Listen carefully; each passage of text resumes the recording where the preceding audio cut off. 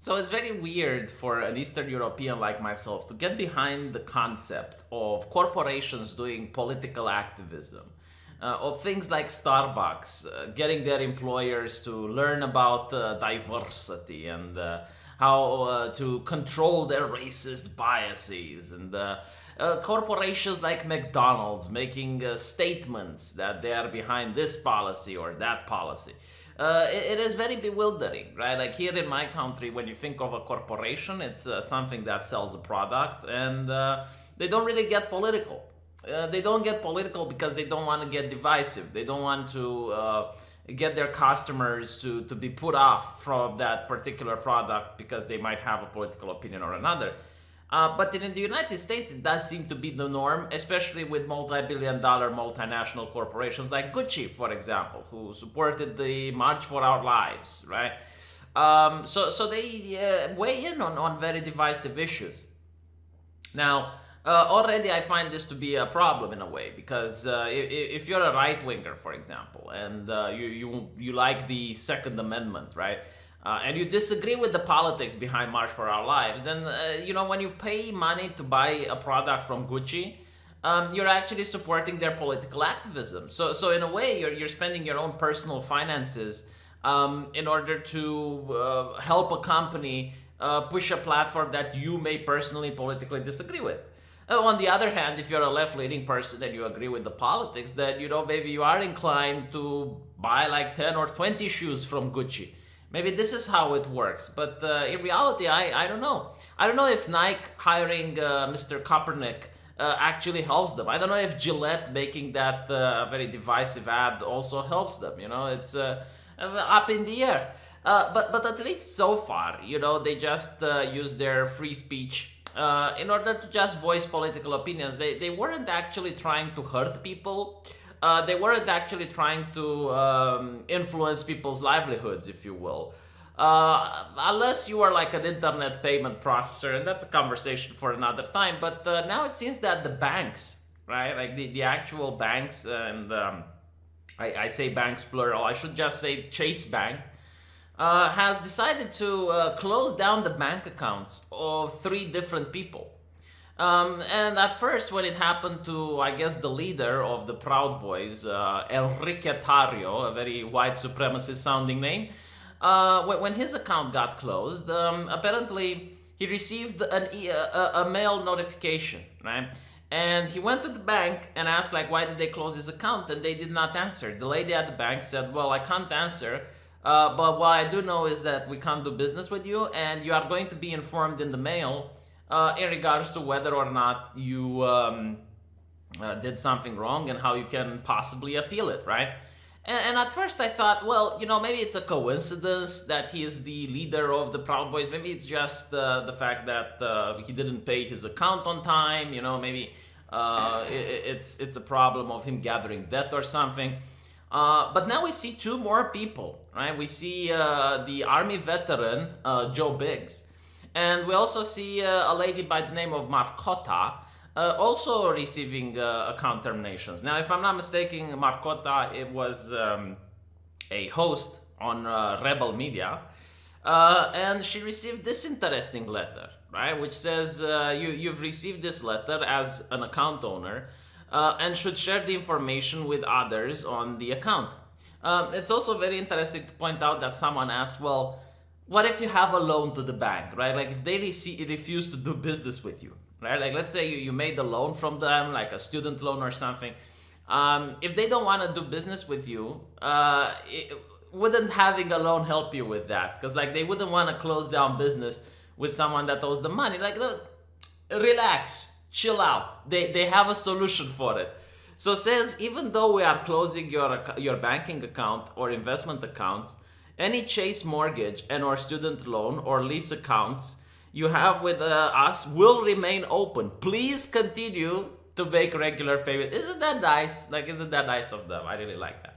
Now here's the thing, right? A couple of years ago, when people were getting fired for political opinions from companies, and they were getting fired for something that absolutely had nothing to do with their job. Like, for example, I remember an engineer who, guess what? He was engineering at a company. And he played that prank, that meme, which was going around back then, to get the microphone from a reporter. Like you would see a reporter on the street, right, and you would steal the microphone away and scream into the microphone, "Fuck her in the pussy." And this was extremely childish, right? Extremely immature. But I didn't see it as any hurtful act. Like, okay, it was frustrating for the reporter, but like the reporter would just say, "Cut." All right, again, from the top, right? Like that's not something that would be major, but at the time it was very offensive, right? Because he was disrespecting women's and stuff. And because of that, like, he got fired from his corporation for something that had nothing to do with his job. And this was the norm back then. Like you posted something on social media. Like I actually think this should have been Twitter's motto, like start tweeting with us and get fired 5 years later. Where a lot of people were being fired for things that had absolutely nothing to do with their job, right? Like he wasn't fired because he was a bad engineer. And I pointed out, it's like, okay, but so you're saying that because this person is racist, he shouldn't have a job, right? Like he should be on the taxpayer money. All right. Well, where do you draw the line then? Like, why would he be allowed to receive money on the internet with payment processors? Why would he be allowed to have a bank account? Why would he be allowed to even rent a house? Like, why wouldn't the landlord itself come out and say, well, because you're a racist, I'm not going to rent you the space anymore? Like, where exactly would you draw the line? And it seems that my prediction is coming true. Like, people who are considered to be guilty of having the wrong political opinions are getting excommunicated from civilized society. And this is incredibly baffling because we know people who are convicted of the worst things ever, right? Like serial killers, pedophiles, like people who are convicted of these things, they can still maintain their bank accounts. Like it gotten to that ridiculous point where a person that commits the most abhorrent crimes, right, and ever imaginable, even if they get life sentence in prison, they can still have a bank account. Like the banks are fine supplying these people with money. But now it seems that, for example, the leader of Proud Boys, an association that I am not aware of being called extremist by any government organization, right? It's just the Southern Poverty Law Center that started it. And again, like as far as I know, Gavin McGinnis, the leader of the Proud Boys, is in a lawsuit with the Southern Poverty Law Center arguing actually over the fact that if he's an extremist or not. And the lawsuit is still ongoing, right? But I guess like the banks want to help the Southern Poverty Law Center. They might want to, create the public image that they are an extremist. Now, I don't know if they're extremist or not. I'm waiting to see the lawsuit to see what's going to happen. But again, like as far as I know, they haven't killed anyone, right? Like, why are you treating them like this? And meanwhile, you got other organizations like Antifa, which, again, like as far as I know, I don't know anyone from their side being treated the same way, and they are labeled a terrorist organization by the government. So I definitely do not agree with what the banks are doing. Now, a lot of people say, well, it's a private bank, it can do whatever it wants. Well, like an individual is a private individual, it can say nagger if he wants, but that doesn't mean like other people won't give them social backlash for it. If you have opinions that are grossly offensive, as I understand, it doesn't mean that you're not going to get political backlash. In fact, these people that had their bank accounts closed are private individuals and should be able to do whatever they wanted. And now, you can't have both of these things in your head to defend the idea, well, yeah, they're private individuals, they can do whatever they want, and as such, it's okay for the banks to close down their accounts. But you can't criticize the banks because the banks are private companies and they can do whatever they want. Like, honestly, no person can think like this, right? Like, there should be a backlash to prevent other banks from doing this. Like, at least, social stigma, like some form of protest, because this is unacceptable. Imagine, if the banks get to decide which types of political opinions are right or not. I think only the government should be able to decide which type of political opinions are right or not. And, if the government labels something as a terrorist organization, then fine. Fine. That's a different thing. But just to have like the private enterprise dictate these things is not. Because at least with the government, you get to have an appeal. At least with the government, you can have a way to reform and, pay your dues to society. I genuinely do not think that these people can ever go to the banks and say, you know what, we distance ourselves from this organization, we want to change, we want to improve, can you please give us our accounts back?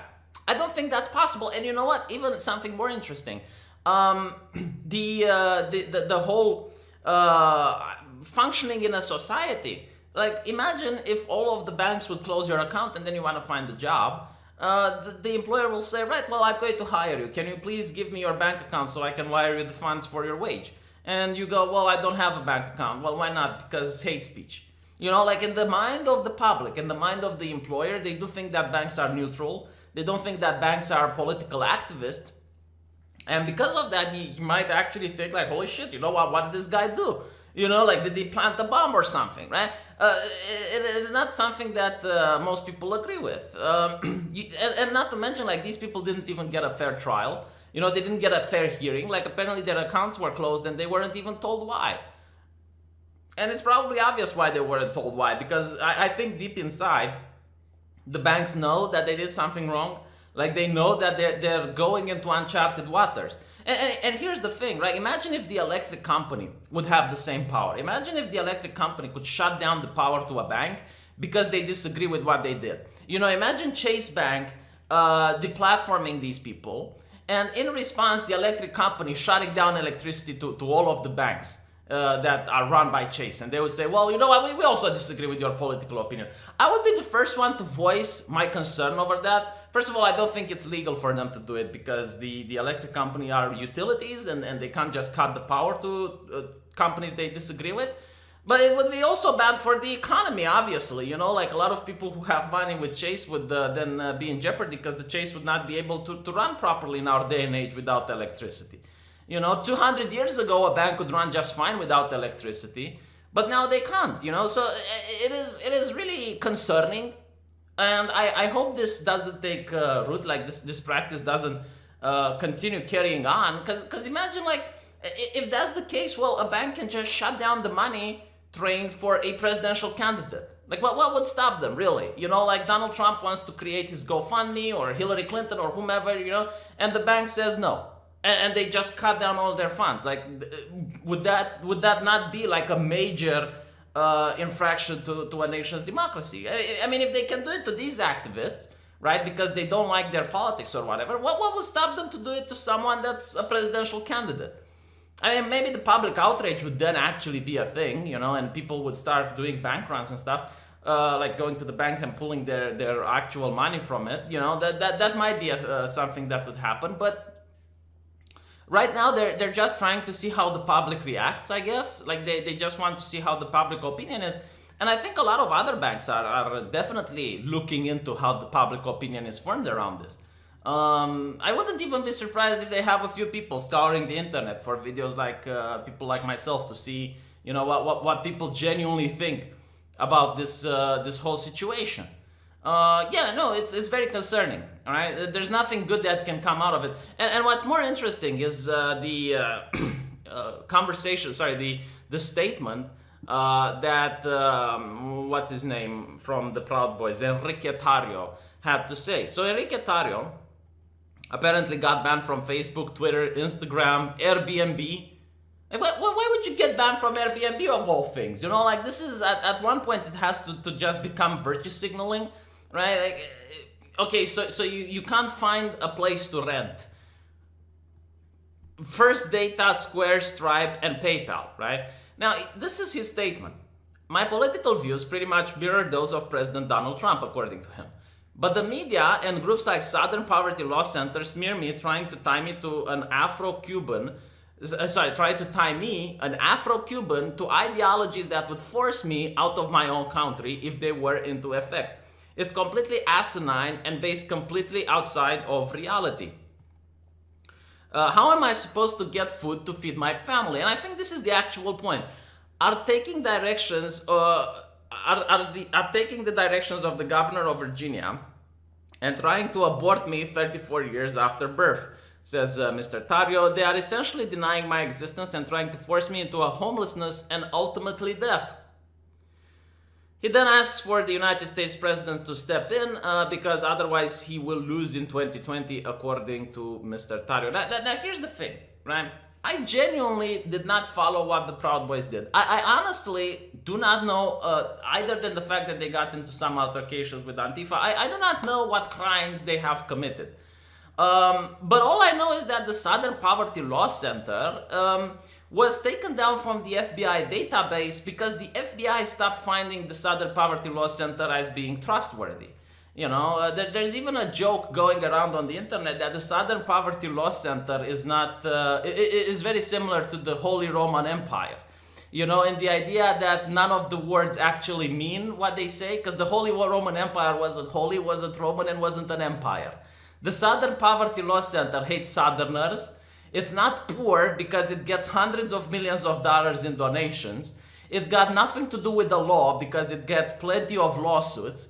And I don't know if it's a center. That's the only word that might actually save it. Maybe it actually is a center. So, but definitely not Southern, definitely not poverty, and definitely not law. No, there's a lot of controversy surrounding it. And the fact that banks are willing to listen to its opinions is very concerning. And again, I'm pointing to the fact that, okay, I don't know much about the Proud Boys, but all I know is that they're bad people. Why? Because Facebook, Twitter, Instagram, Airbnb, all these other corporations are telling me that they're bad people. And it's like, okay, so the word of multi-million-dollar corporation are supposed to convince me that they're bad people. I'm sorry, but I want to see some government, statements on these things. Do we not trust the government anymore? All of a sudden, we trust multi-billion for-profit corporations, I mean, what would happen if these corporations would just turn on one of their competitors one day? This is a precedent. It's about the principle, not about the actual case. It's not about, maybe the Proud Boys are really bad people, but is the corporations the one that should deliver this message?